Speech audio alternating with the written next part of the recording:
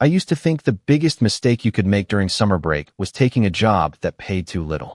I had no idea the real mistake was believing your heart would come back exactly the way it left.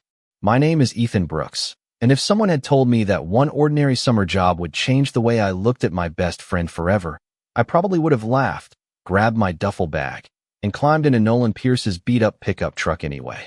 That was exactly what I did on the first Saturday after finals. The air already carried the heavy warmth of early June, and the dashboard thermometer insisted it was 91 degrees even before noon. Nolan rolled the windows down because the truck's air conditioning had given up sometime during the previous summer, and he claimed fresh air built character. I told him sweating through 2 t-shirts before lunchtime built laundry, not character. He laughed, the kind of easy laugh that had followed me through most of my life, and bumped my shoulder with his fist while keeping one hand on the steering wheel.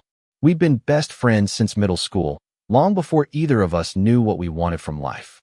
He was the calm one who somehow found solutions to everything, while I specialized in making plans that sounded brilliant until reality showed up. Somehow that combination had always worked. When our college advisor mentioned seasonal positions at Pine Hollow Wildlife Reserve, it sounded perfect. The pay wasn't incredible, but it covered tuition, included a small cabin, and promised 3 months surrounded by forests, lakes, hiking trails, and more stars than either of us had ever seen back home. Nolan would spend the summer photographing wildlife for the reserve's education program, while I joined the environmental field crew, helping maintain trails, monitor habitats, and guide visitors. It felt less like work and more like getting paid to disappear from the noise of everyday life. The highway slowly gave way to narrower roads lined with towering pines that stretched endlessly toward the sky. Cell service faded 1 bar at a time until my phone displayed nothing at all. Nolan glanced at the empty signal icon and grinned. "Congratulations," he said. "Nobody can bother us now." "My mom is going to panic in 6 hours," I replied. "She'll survive. She'll call the National Guard." He laughed again, and somehow even the silence afterward felt comfortable. That was the thing about Nolan. He never needed to fill every quiet moment with words. He simply made silence feel like another language we both understood. About 20 miles later, a weathered wooden sign welcomed us to Pine Hollow Wildlife Reserve. Beyond it stood a cluster of rustic buildings surrounded by towering evergreens and winding gravel roads. Rangers moved equipment between garages while volunteers unloaded supplies for the busy summer season. Everything smelled like pine needles, fresh dirt, and the promise of something completely unfamiliar. We checked in at the administration office where a cheerful supervisor named Linda flipped through a clipboard before looking up with an apologetic smile. "I hope you boys don't mind sharing," she said. "A plumbing issue knocked one of the cabins out of service this morning. There's only one left." Nolan answered before I could. "We've shared worse." I smiled and nodded, thinking she meant 1 bedroom. Then she handed us a single brass key attached to a tag that read Cabin 7. And somehow that tiny piece of metal felt much heavier than it should have. Cabin 7 looked charming from the outside, all weathered cedar walls, a small front porch, and flower boxes overflowing with bright yellow wildflowers. Inside, however, it became immediately obvious why Linda had smiled the way she did. There was 1 bedroom, 1 dresser, 1 tiny bathroom, 1 couch that looked older than both of us combined. I slowly turned toward Nolan, waiting for him to tell me this was another one of his practical jokes. Instead, he dropped both duffel bags onto the hardwood floor and looked around with complete satisfaction. "Not bad," he said. "Not bad." I repeated. "There is exactly 1 bed." He peeked into the bedroom before shrugging. "It is a queen. That is somehow supposed to help. It means neither of us falls off." I stared at him. "I cannot decide if you are optimistic or completely impossible." He grinned, completely ignoring my complaint as he claimed the left side of the closet with military precision. Watching Nolan unpack was like watching someone organize an entire life in 10 minutes. Every shirt folded, every camera lens carefully placed inside padded cases, every battery labeled. Meanwhile, I managed to drop 3 socks behind the dresser before finding where I packed my toothbrush. "You packed exactly the way I expected," Nolan said without looking up. "Creative chaos. It is called a flexible organizational system. It is called you losing your keys twice a week." That only happened once. He raised 1 eyebrow. "Last week." "Fine. Twice." The afternoon disappeared faster than expected. Orientation introduced us to the rest of the seasonal crew, college students from different states, retired volunteers, experienced rangers, and local conservation staff who knew every trail by memory. My supervisor handed me gloves, trail maps, and enough safety information to make me wonder whether trees secretly held grudges against hikers. Nolan disappeared with the media team, already carrying one camera around his neck while another rested inside his backpack. Every time I caught a glimpse of him across the visitor center, he seemed completely at home, chatting with staff members or kneeling to photograph a bluebird perched on a fence post. He always noticed details everyone else overlooked. That evening our schedules finally aligned again. We walked back toward Cabin 7 beneath a sky painted orange and lavender while cicadas hummed from every direction. The reserve became strangely peaceful once the visitors left. There were no traffic lights, no distant sirens, no endless stream of notifications vibrating inside my pocket because there was still no signal. Just wind moving through pine branches and Nolan casually swinging a grocery bag filled with supplies between us. "You forgot coffee filters," I said after looking inside. He stopped walking. "No." "Yes." He reached into the bag, searched for several seconds, then sighed dramatically. "I forgot coffee filters." I smiled. "I am documenting this historic moment. Nobody will believe you. I will carve it into a tree. Please do not. You literally work in conservation now." We both laughed, and for a second it felt exactly like every other summer we had spent together. Familiar, effortless, safe. Back inside the cabin, we cooked boxed macaroni and cheese because neither of us possessed impressive culinary skills. Nolan somehow managed to burn garlic bread while simultaneously insisting he was an excellent cook. I informed him excellence usually involved not setting off the smoke detector. He claimed the smoke detector lacked artistic vision. Later, after washing dishes and arguing over whose turn it was to take out the trash, we settled onto the porch steps with 2 mugs of instant coffee that tasted only slightly better than hot cardboard. Fireflies drifted lazily across the open field while stars slowly emerged one by one overhead. Nolan leaned back against the porch railing and smiled without saying anything. I looked up at the impossible number of stars scattered across the sky and realized I had never actually seen darkness this complete before. The city had always hidden half the universe. Out here, everything felt larger, quieter, and somehow closer all at once.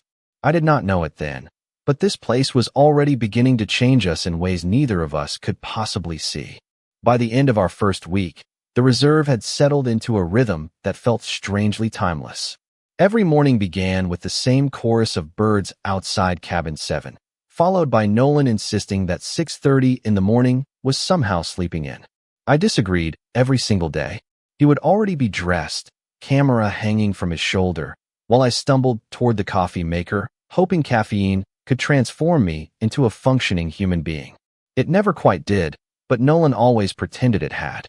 My days were spent clearing hiking paths, replacing trail markers, collecting environmental data, and answering visitors who somehow believed squirrels followed written schedules.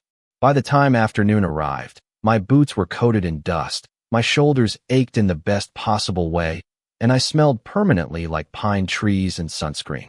Nolan's assignments took him across nearly every corner of the reserve. Sometimes he photographed a family of deer grazing near the lake before sunrise. Other times he disappeared with park rangers tracking nesting eagles or documenting wildflowers blooming along distant ridges. Every evening he returned with hundreds of photographs and at least one unbelievable story. One night, he showed me a picture of a curious fox sitting perfectly still only a few feet away from his camera. "He looked at me longer than most people do," Nolan said with a smile. "Maybe he thought you owed him money," I replied. Nolan laughed so hard, he almost spilled pasta onto the floor. Moments like that came so naturally between us that I stopped noticing how unusual they really were. We could spend hours talking without running out of things to say, or sit quietly on the porch listening to crickets without feeling uncomfortable for even a second. The silence never needed fixing. It simply belonged to us. Then the weather began to change. Ranger forecasts posted outside the administration office warned everyone about a large storm system moving across the mountains. Visitors were encouraged to finish longer hikes early, and maintenance crews secured equipment that could be damaged by heavy wind. Nobody sounded particularly worried. Summer storms were common in the region. They usually arrived with dramatic thunder, dumped a few inches of rain, and disappeared by the following morning. Even Nolan shrugged when I mentioned it over dinner. "It will probably make for incredible pictures afterward," he said while rinsing plates in the tiny sink. "You are the only person I know who gets excited about dramatic clouds. Clouds are underrated. You are underrated at washing dishes." He flicked a few drops of water toward me without looking. I retaliated by handing him the towel and declaring him officially promoted to kitchen cleanup specialist. He accepted the imaginary promotion with suspicious pride. That night the wind arrived before the rain. It whispered through the pine trees at first, soft enough to sound almost peaceful. By midnight the whisper had become a steady roar outside the cabin walls. Branches tapped against the roof while distant thunder rolled across the valley like heavy furniture being moved somewhere beyond the mountains. I woke just before dawn when another deep rumble shook the windows. The room felt darker than usual. Nolan was already sitting upright on the edge of the bed, staring toward the small window beside the dresser. The soft glow from a flashlight rested in his hand because the ceiling light refused to turn on. "Power is out," he said quietly. Another flash of lightning illuminated the forest for only a heartbeat before everything disappeared into darkness again. Rain pounded the roof so heavily it sounded like thousands of tiny footsteps racing overhead. I reached for my phone out of habit, even though I already knew what the screen would show. No signal, no internet, no messages. Just the quiet realization that the world beyond Pine Hollow had suddenly become very far away. Morning arrived without bringing any real daylight. Thick gray clouds swallowed the sky, turning everything outside Cabin 7 into shifting shades of silver. Rain drummed steadily against the roof while the pine trees bent and swayed under powerful gusts that seemed determined to test every branch in the forest. Nolan pushed the curtain aside just enough to look outside before letting it fall again. "That is worse than yesterday," he said quietly. I nodded, wrapping both hands around a mug of coffee that had somehow become more comforting than the drink itself. The administration office crackled to life over the emergency radio a few minutes later, asking all seasonal employees to report if they could safely reach the main building. We pulled on waterproof jackets and hurried through the rain together, leaning into the wind as cold drops soaked our boots almost immediately. The reserve looked completely different. Trails that had been dry only yesterday were now narrow streams. Fallen branches covered sections of the gravel road, and the usually calm lake had transformed into dark rolling waves that slapped against the shoreline. Rangers moved quickly between buildings, checking equipment and helping secure anything that might become dangerous if the storm grew stronger. Linda greeted us with a tired smile that barely hid her concern. "The good news is everyone is accounted for," she said. "The bad news is the highway into town is temporarily closed because of flooding. Power crews cannot get here until the weather improves, so we are all staying put for now." Nobody panicked.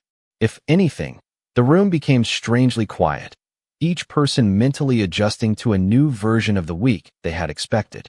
Nolan volunteered to help document storm conditions for the reserve records while I joined another crew clearing smaller debris from the visitor center paths. We worked only where the rangers considered it safe, stopping often whenever strong winds swept through the trees. By early afternoon, my gloves were soaked, my jacket felt twice as heavy, and the rain showed no sign of slowing. When we finally returned to the cabin, neither of us had much energy left.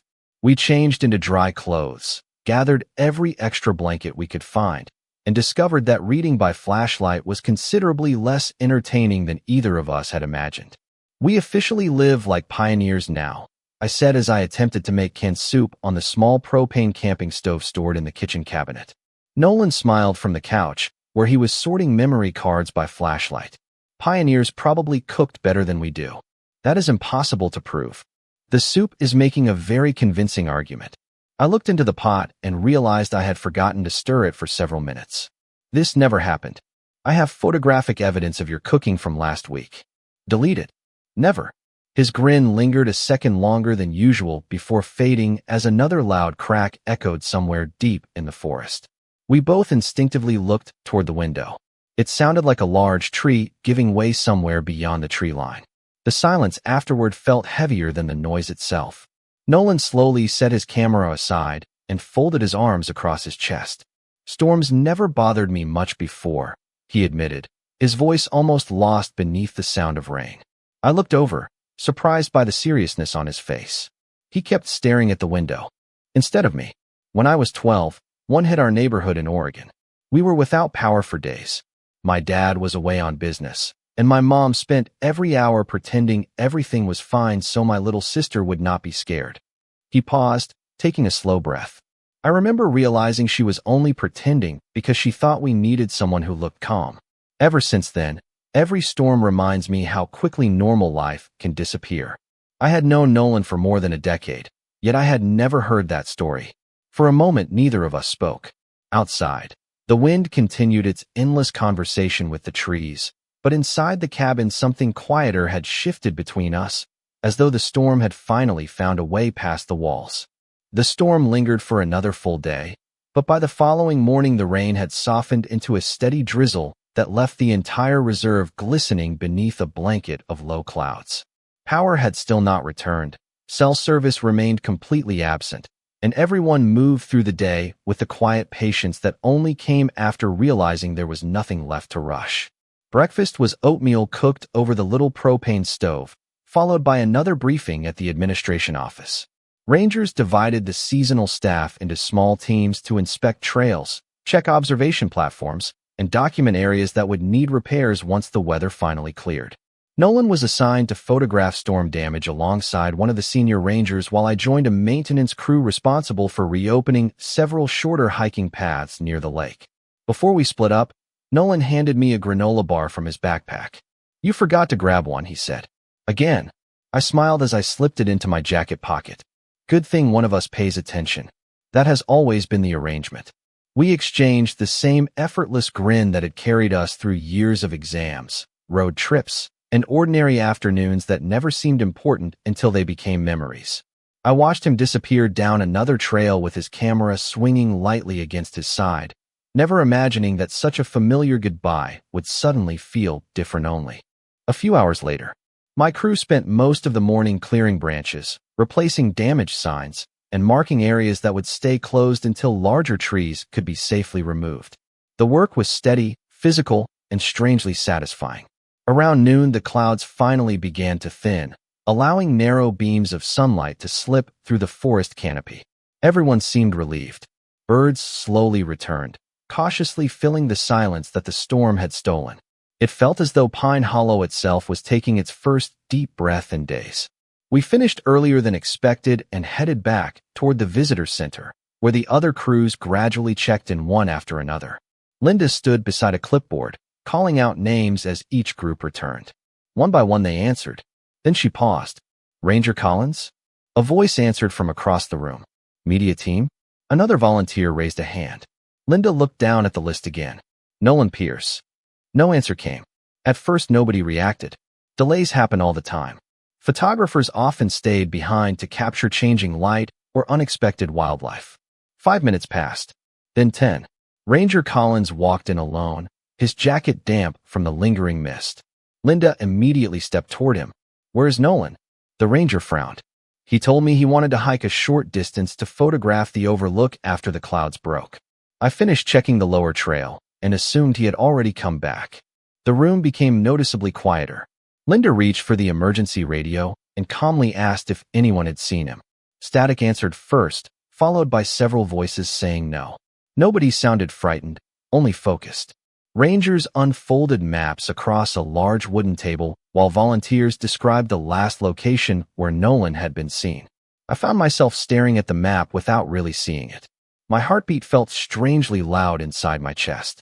My mind kept insisting there had to be a simple explanation.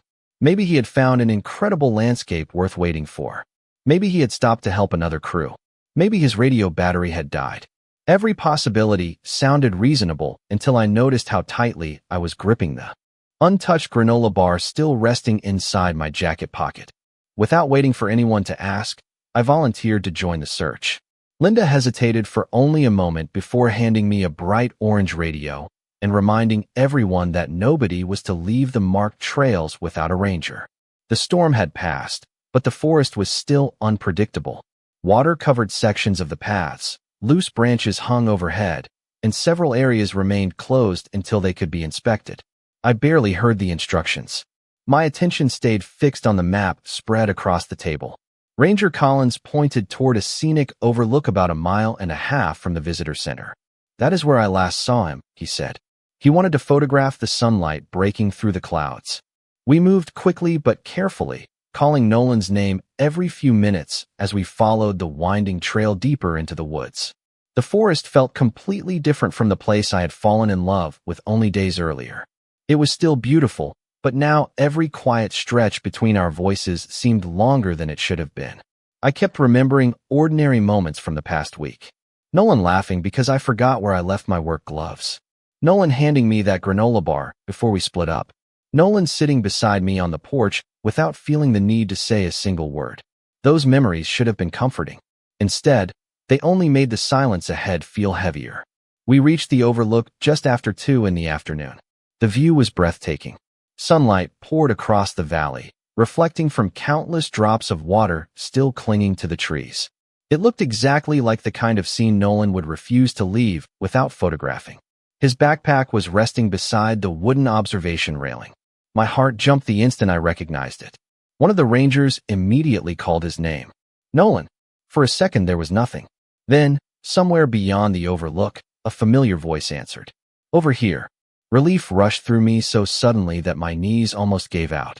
We followed the sound only a short distance along a maintenance path where Nolan stood beside a large, fallen pine tree, brushing dirt from his jeans while holding his camera safely against his chest. He looked embarrassed more than anything else. "I am sorry," he called as we approached. The trail marker came loose after the storm, and I took the wrong maintenance path, trying to get back. My radio stopped working about an hour ago. Ranger Collins let out a long breath before shaking his head with a tired smile. "You have no idea how many people were looking for you." Nolan apologized again, genuinely guilty, but I barely listened. The moment I reached him, every emotion I had been holding back crashed together at once. I wanted to laugh because he was standing right there.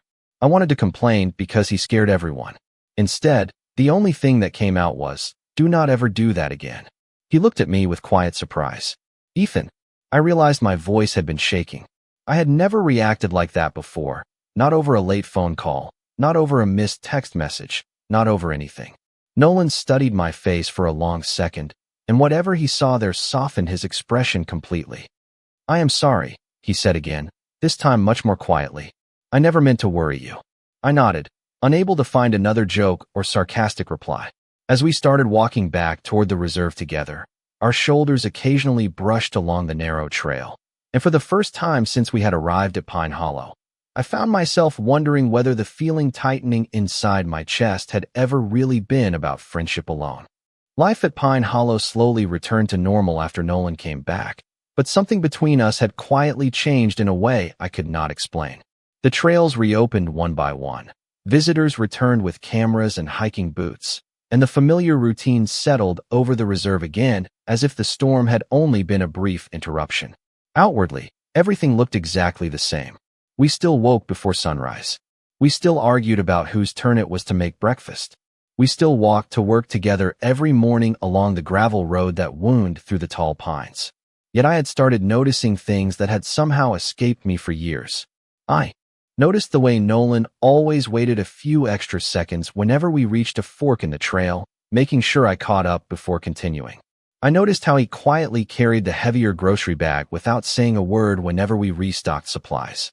I noticed that every cup of coffee he made somehow appeared exactly the way I liked it, even though I had never once asked him to remember how much cream I preferred. Those little habits had probably existed forever. The only thing that had changed was me.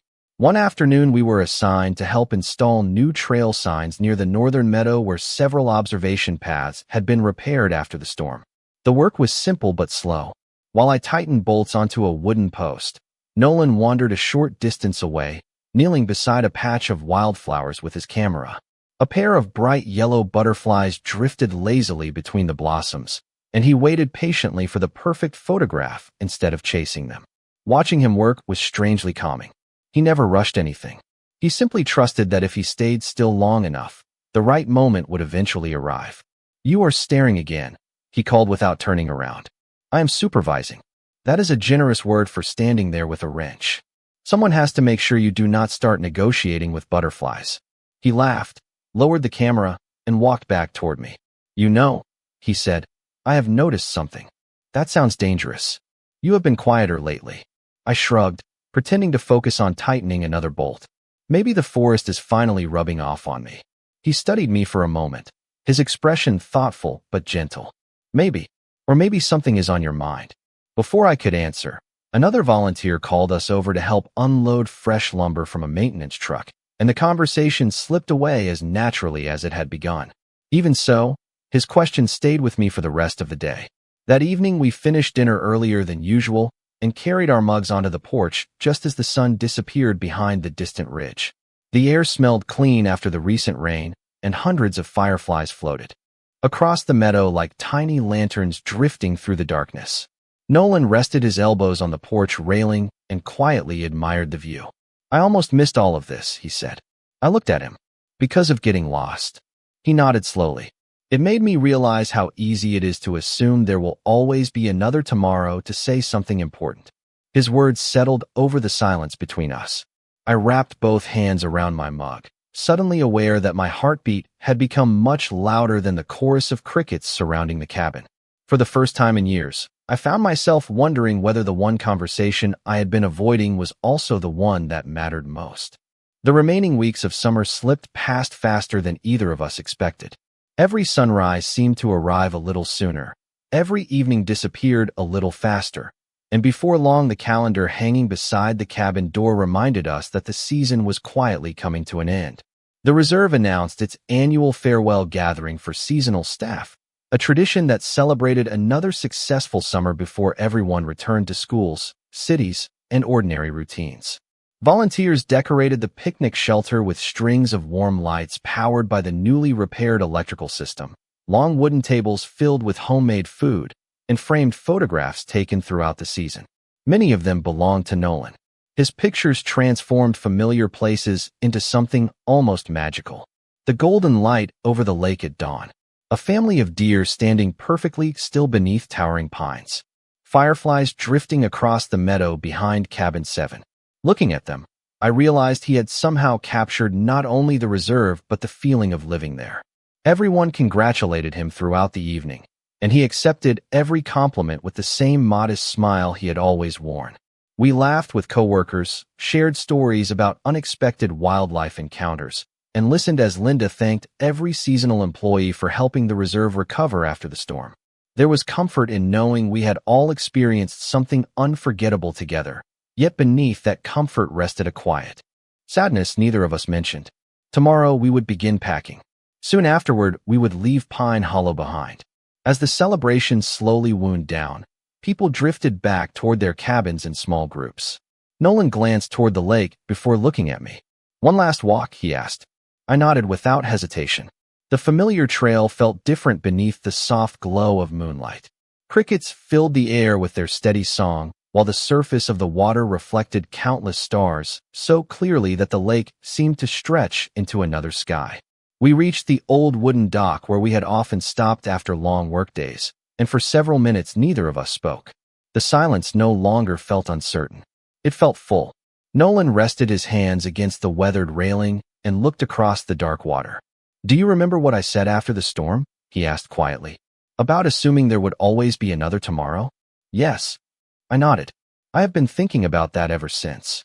He smiled faintly. So have I. Another quiet moment passed before he continued. I kept telling myself there was no reason to say certain things because we had known each other forever. I thought there would always be another road trip, another summer, another chance. Then I got lost out there. And for the first time I realized forever is only something people imagine. Real life is made of ordinary days that eventually run out. His words settled gently between us. I looked toward the dark shoreline before answering. When everyone realized you were missing, I was more scared than I have ever been.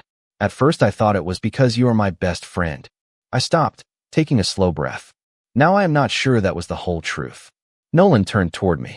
There was no surprise in his expression, only quiet understanding. Without saying another word, he slowly reached across the small space between us and lightly took my hand. His fingers were warm despite the cool night air. He did not pull me closer or ask me to explain. He simply held my hand as naturally as if it had always belonged there. For the first time since arriving at Pine Hollow, I stopped trying to figure out what my heart was trying to tell me and simply allowed myself to listen. Neither of us said much on the walk back to Cabin 7 that night, but the silence no longer felt uncertain. My hand had slipped naturally into Nolan's, and somehow that simple gesture had answered questions I had been afraid to ask for weeks. Nothing around us looked different. The same gravel path stretched beneath our boots. The same pine trees swayed gently in the evening breeze. The same stars filled the sky above Pine Hollow. Yet everything inside me had changed. We packed our belongings the next morning with far less joking than usual. Nolan carefully wrapped his camera equipment while I folded clothes into the same duffel bag I had carried on the first day of summer. Every object seemed tied to a memory. The mug we had shared during the power outage. The flashlight that had kept us company through the storm. The faded deck of cards we had played with on rainy evenings when there was nothing else to do. It was amazing how quickly a place could begin to feel like home. Before leaving, we returned the brass key to Linda at the administration office.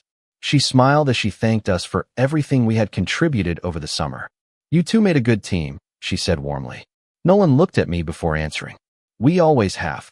As we loaded the truck, many of the seasonal staff stopped to exchange hugs, wave goodbye, and promise to stay in touch. We all knew that life had a way of pulling people in different directions, but the friendships built at Pine Hollow would always belong to one remarkable summer. Nolan climbed behind the steering wheel while I settled into the passenger seat. The engine started with the same familiar rumble that had carried us to the reserve months earlier. This time, however, the drive felt completely different. We slowly passed the welcome sign at the entrance, and I glanced back one last time at the winding roads, the tall pines, and the cabins disappearing behind us. "What are you thinking?" Nolan asked after several quiet miles. I smiled as I looked out the open window, warm air rushing into the truck. "I came here expecting to earn enough money to help pay for another semester of college." I laughed softly. "Turns out that was probably the least important thing I am taking home." Nolan reached across the center console and gently rested his hand over mine without taking his eyes off the road. "Good," he said, "because I was hoping I was bringing something valuable home too." I turned toward him, unable to stop smiling. "You are." The miles slipped away beneath the tires as forests slowly gave way to highways and familiar towns. Nothing about the outside world suggested that our lives had changed, but I knew they had. Looking back, I realized the biggest moments had never been dramatic. They had been ordinary mornings sharing coffee, quiet evenings watching fireflies, conversations on a porch after the rain, and a hand reaching for mine on a wooden dock beneath a sky full of stars. Those small moments had quietly built something stronger than either of us recognized until we almost lost the chance to see it. People often believe love arrives all at once with grand speeches and unforgettable scenes. Ours arrived differently. It grew inside countless ordinary days, hidden beneath laughter, routine, trust, and a friendship that had been patiently becoming something more long before either of us had found the courage to admit it. As the highway stretched toward home, I finally understood that the greatest surprise of that summer had never been the job, the storm, or even the unexpected turn our lives had taken. It was discovering that the person I had been searching for had been sitting beside me all along, and that the road ahead no longer belonged to two best friends traveling in the same direction, but to two people choosing, every single day, to build a future together.